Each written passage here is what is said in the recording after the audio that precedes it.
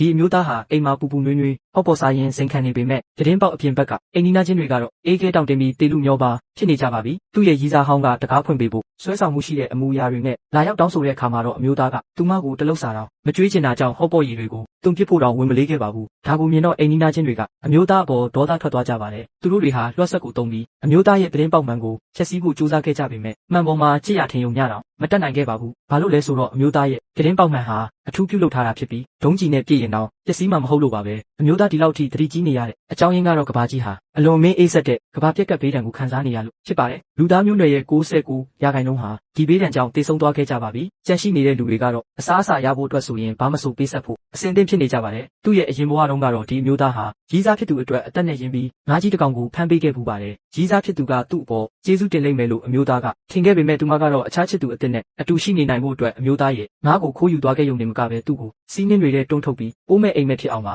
လှုပ်ဆောင်ခဲ့ပါတယ်ဒါပေမဲ့ဘုရားသခင်ကအမျိုးသားကိုတနာကယူနာတက်လို့လားမသိကဘာပြက်ကပ်ပေးမတိုင်ခင်3ရက်လူကိုပြန်လည်မွေးဖွားခွင့်ပေးခဲ့ပါတယ်နိုးလာတဲ့အချိန်မှာအမျိုးသားဟာစပွဲပေါ်ကရေကိုတငုံလဲတောက်ချလိုက်ပြီးအိုးအဟောင်းတစ်လုံးထဲကိုရေပလင်းခုံကိုပေါ့ပေါ့ပါပါပဲပစ်ထည့်လိုက်ပါတယ်အဲ့ဒီနောက်မှာတော့ထူးဆန်းစွာပဲအိုးထဲမှာပုံစံတူရေပလင်းရာနဲ့ချီပြီးချက်ချင်းထွက်ပေါ်လာပါတော့တယ်အဲ့ဒီခါကျမှအမျိုးသားဟာဒါဟာမော်ဆန်နဲ့ဖန်တီးရှင်အိုးတစ်လုံးဖြစ်မှန်သိရှိသွားခဲ့ပါတယ်ဒီအိုးရှိနေရင်သူဟာကဘာပြက်ကပ်ပေးမှာအသက်ရှင်တန်နိုင်ုံတင်မကပဲသူ့ရဲ့ရီးစားဟောင်းနဲ့သူမရဲ့ချစ်သူတစ်ကိုပါကလဲစားချေထိုက်တန်တဲ့ပြစ်ဒဏ်ပေးနိုင်တော့မှာဖြစ်ပါတယ်အမျိုးသားဟာသူပိုင်ဆိုင်တဲ့တလုံးတဲသောရွှေတုံးကိုအိုးထဲထည့်လိုက်ပါတယ်မကြခင်မှာပဲအိုးထဲမှာရွှေတုံးတွေပြည့်ရှံသွားခဲ့ပေမဲ့ဒီရွှေတုံးတွေအားလုံးကအမှတ်စဉ်တစ်ခုတည်းဖြစ်နေပါတယ်ဒါတွေကိုဒီအတိုင်းတွားရောက်ရင်လူတွေတန်တရားဝင်ကုန်မှာစိုးရိမ်တာကြောင့်အမျိုးသားဟာကျွမ်းကျင်ပညာရှင်တစ်ယောက်နဲ့ဆက်သွယ်ပြီးရွှေတုံးအားလုံးကိုရွှေတုံးကြီးတစ်တုံးတည်းဖြစ်အောင်အရေးကြိုလိုက်ပါတယ်ပြီးနောက်အဲ့ဒီရွှေတုံးကြီးကိုရတနာဆိုင်မှာတွားရောက်ရောင်းချခဲ့ပါတယ်ဆိုင်ရှင်ရဲ့စစ်ဆေးချက်အရဒီရွှေတုံးကြီးဟာဒေါ်လာ8 တန်တောင်တန်ဖိုးရှိနေပါတယ်အမျိုးသားကဒီပတ်စံတွေကိုတုံးပြီးရိတ်ခါတွေကြိုတင်စုဆောင်းဖို့ပြင်ဆင်နေတော့မှပဲသူမုံတီးလာတဲ့ကြီးစားဟောင်းနဲ့သူမရဲ့ချစ်သူတစ်တို့ကိုအတူတူတွေ့ရှိသွားခဲ့ပါတယ်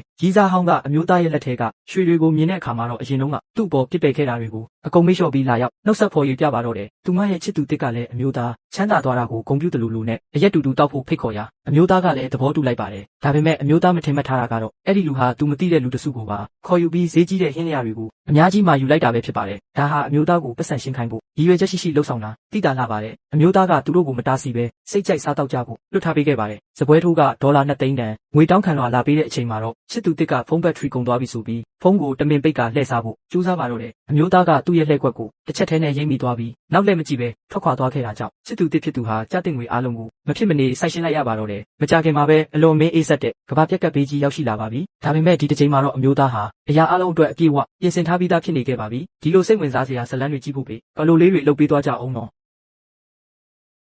ဒီအမျိုးသားဟာအိမ်မှာပူပူနွေးနွေးဟော့ပေါ်စားရင်စိန်